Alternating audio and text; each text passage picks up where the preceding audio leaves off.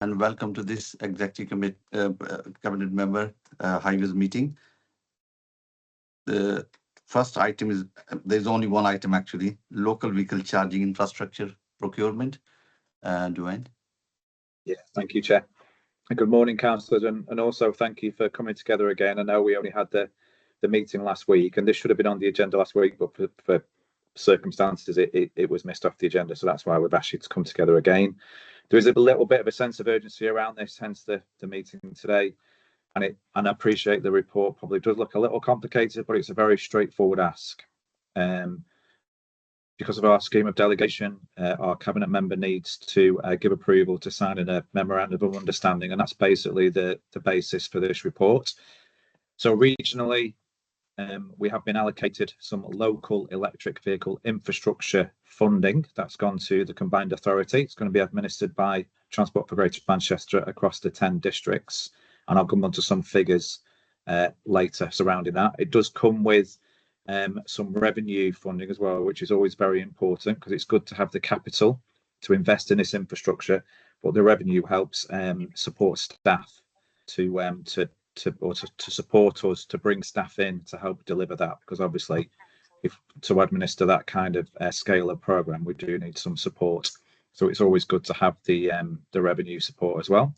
So there's four kind of asks. The first one is just to seek approval for signing of the memorandum of understanding.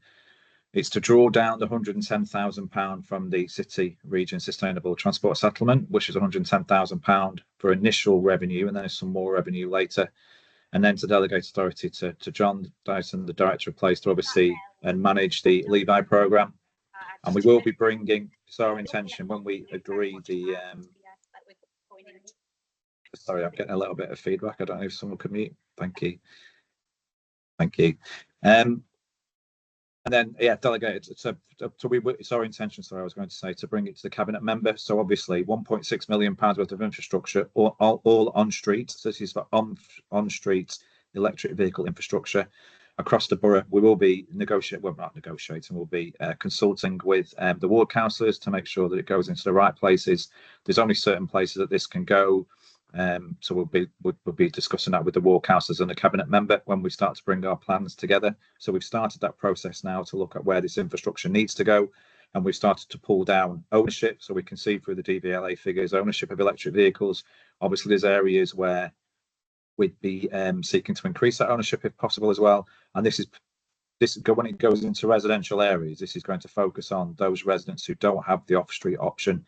So it's going to be looking at some on-street opportunities because people who have off-street can charge from their homes. So just to give you a quick overview of some figures, like I said, the combined authority was awarded £17.5 million for this infrastructure. That's separated between capital and revenue costs. So the cost to this authority will be, or the funding to this authority will be around 10% of that. So we're expecting about 1.6 million in infrastructure and about 144,000 in capability, plus the 110, so about £250,000 in revenue to support staff to deliver this. And you can see some figures in the report as well around our aspirations. So roughly a tenth of the 3,300 to 4,500 is around 400 for Bolton. So we're hoping to install around 400 charging points across the borough. And I think that is it. I mean, we have to sign the memorandum of understanding to draw down the funding, so that is necessary. It was part of the government funding from central government that we have a whole region approach to this. They didn't want the 10 authorities doing their own things, which is why we've got a memorandum of understanding, because basically we're feeding into a big procurement process that TFHM are going to procure on our behalf, and that's why we need the memorandum of understanding around the funding and bringing that into the council. And I'm happy to take any questions. Thank you. Councillor Karam, you've got Councillors Hayes and then Flickcroft, and then we can see it. Thank you, Duane, and thank you, Ian. Councillor Hayes. Yes, thank you very much. I mean, in principle, this is a no-brainer. It's something we ought to go for. But I've got a couple of questions. The first, on paragraph 4.1.2, the final sentence seems to have something missing. Is there anything important there? It just says the ongoing contract management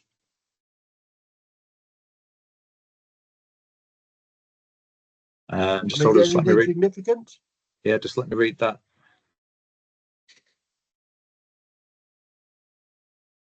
Oh, I'm not sure, to be honest, Councillor. I've never noticed that before. You're the first person to pick that up. Thank you very much for that.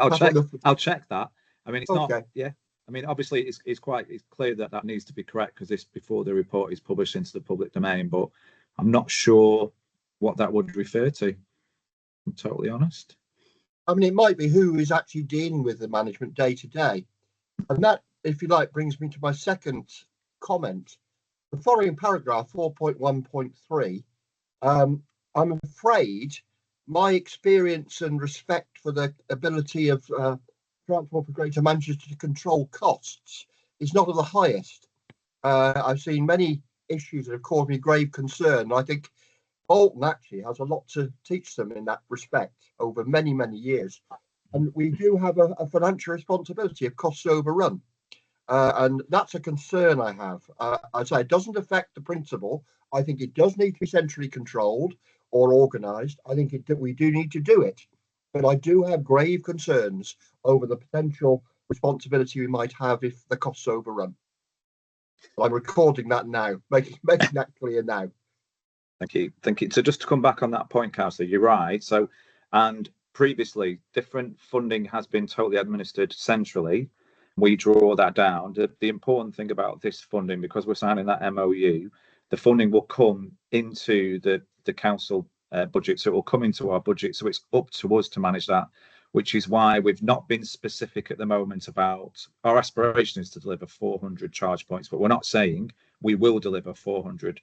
You know, come what may. What we're saying is we will, within the budget constraints of what we've got, because clearly the council doesn't want to be adding funding to this. We want to spend it all, don't we? So, so it will be our responsibility to administer that funding, which is why we've got the resource to do it. So it will.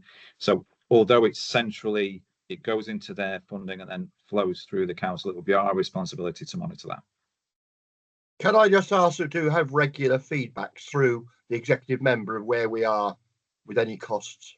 Yeah, of course. I mean, it'll come through our capital program anyway. So we're bringing a capital program for 25-26 report to probably a June cabinet member meeting anyway. And so you'll be able to see the overview of all the capital program is monitored monthly.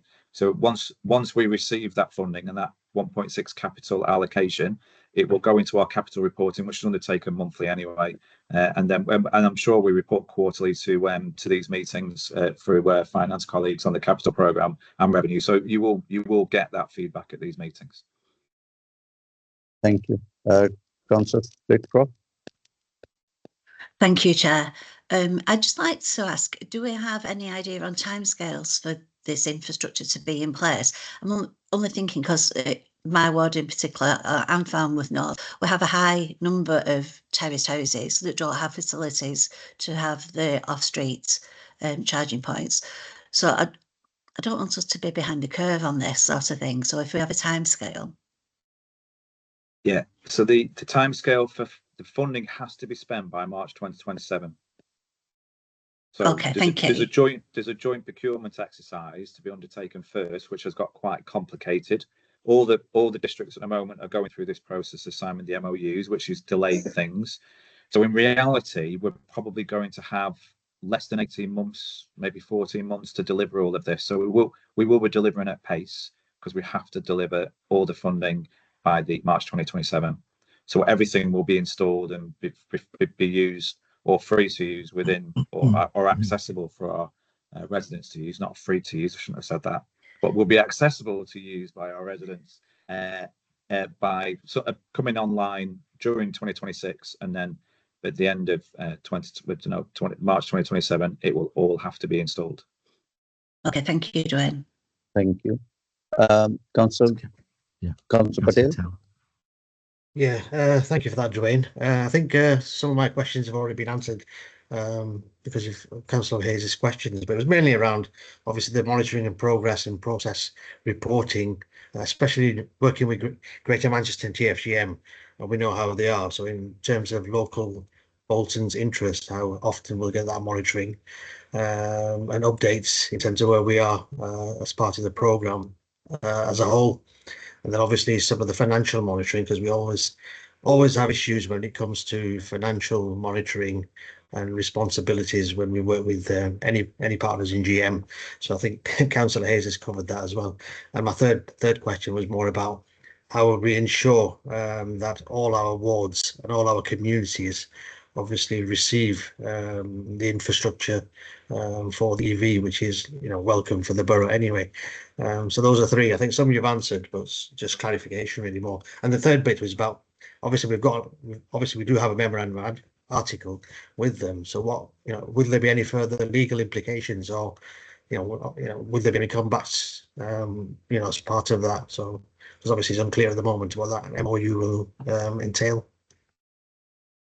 So it does come into that last one first. So the memorandum of understanding is really to engage in a joint procurement exercise, because centrally they wanted a region approach to this, not because obviously when you're crossing, between the different boroughs, you want to have access to similar equipment. We don't want different equipment and different infrastructure across the whole of GM, because it's really hard to administer, over the long term. So the memorandum of understanding really is around that joint procurement exercise, and then for us to say that we were responsible for that funding and we will deliver by March 2027. The only risk to us is if we don't deliver all the funding by March 2027, and we'll be reporting back through them.